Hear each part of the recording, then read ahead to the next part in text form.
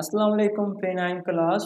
Today is our second lecture and I am going to teach you about second step of problem solving. In previous lecture we learned about what is problem and first step of problem solving.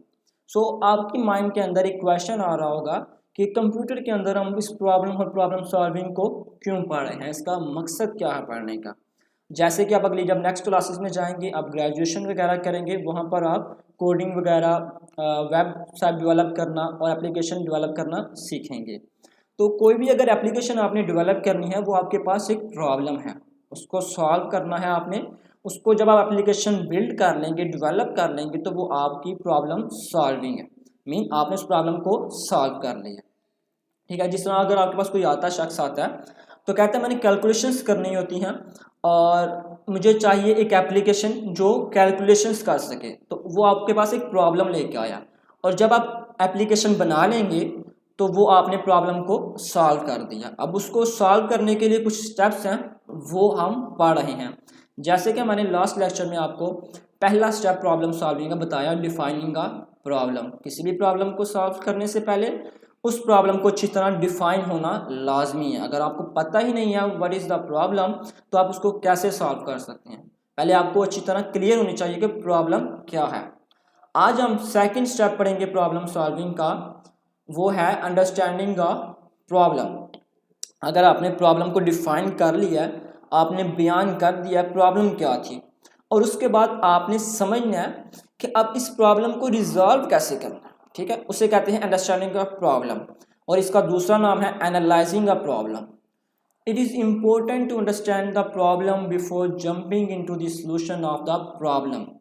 किसी भी problem के solution तक जाने से पहले आपको उस problem को अच्छी तरह समझना ज़रूरी है। फॉर एग्जाम्पल, अ रिडल और a puzzle can be answered only after clear understanding.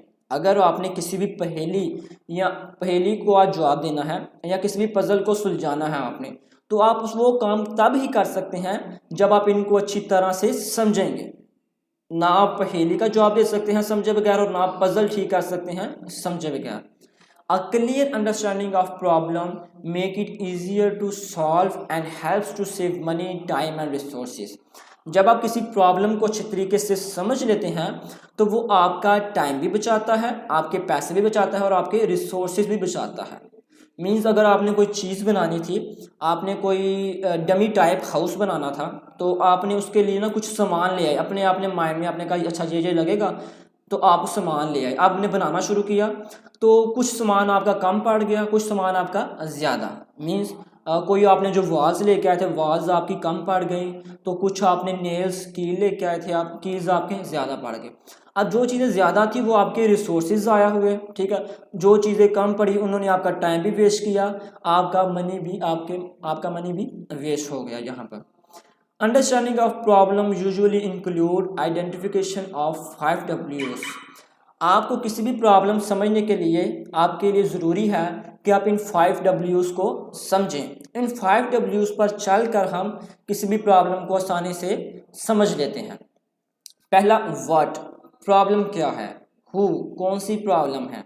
When, कब हुई प्रॉब्लम। वेयर, कहाँ पर। एंड व्हाई, क्यों प्रॉब्लम है। मतलब कि इसको क्यों रिजॉल्व करना है, क्यों इस प्रॉब्लम को हम सॉल्व कर रहे हैं।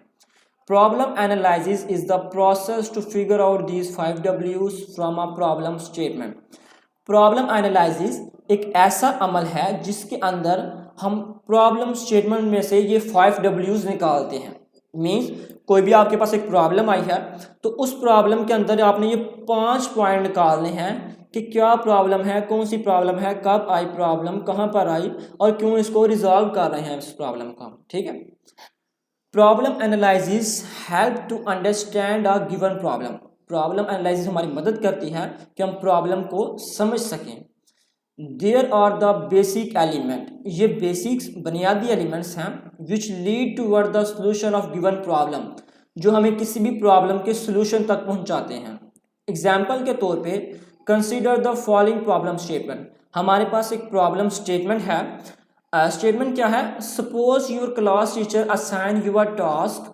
एग्जाम्पल के तौर पे आपका कोई एक क्लास टीचर है, उसने आपको एक टास्क असाइन किया है। क्या टास्क असाइन किया है, to prepare a list of student in your school. उसने कहा आपने एक लिस्ट बनानी है अपने स्कूल में whose name start with letter A. उसने कहा है कि आपके स्कूल के जो बच्चे हैं जिनका नाम ए से स्टार्ट होता है उनकी एक लिस्ट बनाएं। The list is required in order to prepare in alphabetical directory. लेकिन जो लिस्ट बनानी है उसके लिए ज़रूरी है कि जो नाम लिखे जाएं वो अल्फ़ाबेटिकल नाम लिखे जाएं। मेन पहले ए वाले नाम आए, उसके बाद में बी वाले नाम आए। Directory of all the school student, जितने भी स्कूल स्टूडेंट हैं उनका अल्फ़ाबेटिकली हमें नाम चाहिए। And there is only 1 week to complete the task. और हमारे पास सिर्फ एक हफ्ता है टास्क को कंप्लीट करने के लिए। अब ये हमारे पास एक प्रॉब्लम स्टेटमेंट है, इसको हमने समझना है 5 W's की मदद से। वर्ड प्रॉब्लम क्या है? List of student name starting with letter A. हमने स्टूडेंट की लिस्ट बनानी है जिनके नाम लेटर ए से स्टार्ट हों, ये प्रॉब्लम है। हु किन के लिए लिस्ट बनानी है? स्टूडेंट्स के लिए, ठीक है। उसके बाद वाई क्यों लिस्ट बनानी है? To prepare the directory of student, students की एक डायरेक्टरी, एक फोल्डर्स बनाना है, एक फोल्डर बनाना है। उस फोल्डर को बनाने के लिए हम ये लिस्ट बना रहे हैं। व्हेन कब तक बनानी है? विद इन अ वीक, एक हफ्ते के अंदर अंदर लिस्ट चाहिए। वेयर कहाँ पर चाहिए? स्कूल में, ये स्कूल के लिए लिस्ट चाहिए, ठीक है। उसके बाद एक फिगर है हमारे पास, फिगर 1.2 शो कर रहा है और फिगर 1.2 हमारे पास ये फिगर है, ठीक है।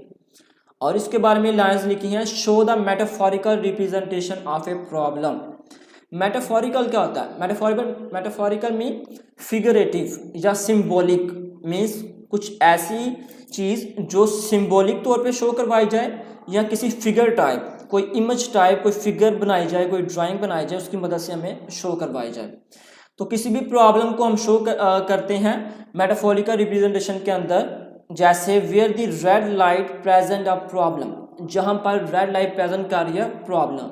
मीन्स क्या है इसका कि हमारे पास एक फिगरेटिव आपके पास प्रॉब्लम है, ठीक है। Metaphorical representation of a problem, तो हमारे पास ये फिगरेटिव प्रॉब्लम आ रही है, ठीक है। इसके अंदर रेड लाइट शो कर रही है प्रॉब्लम को, ठीक है। And the yellow light represent it analysis, yellow light represent कर रही है कि हम प्रॉब्लम को समझ रहे हैं, एनालाइज कर रहे हैं। येलो लाइट बता रही है एनालिसिस के बारे में। और उसके बाद green light present the solution, और ग्रीन लाइट हमें सॉल्यूशन के बारे में बता रही है कि हमारे पास सॉल्यूशन आ चुका है। ग्रीन लाइट शोज सॉल्यूशन, ठीक है। It shows the problem, it shows that problem analysis make us closer to a solution. ये बताता है कि हम प्रॉब्लम एनालिसिस की मदद से सॉल्यूशन के बहुत करीब पहुंच जाते हैं। अगर हम किसी भी प्रॉब्लम को अच्छी तरह से समझ लेते हैं तो उसको रिजॉल्व करना बहुत ही आसान हो जाता है। तो आज का लेक्चर हमारा यहीं तक था। मैं आपको शॉर्ट्स और जो लॉन्ग हैं उनकी पिक्स सेंड कर दूंगा। उनका आपने होमवर्क इस वीक के एंड तक कंप्लीट करके चेक करवाना है। अल्लाह हाफिज़।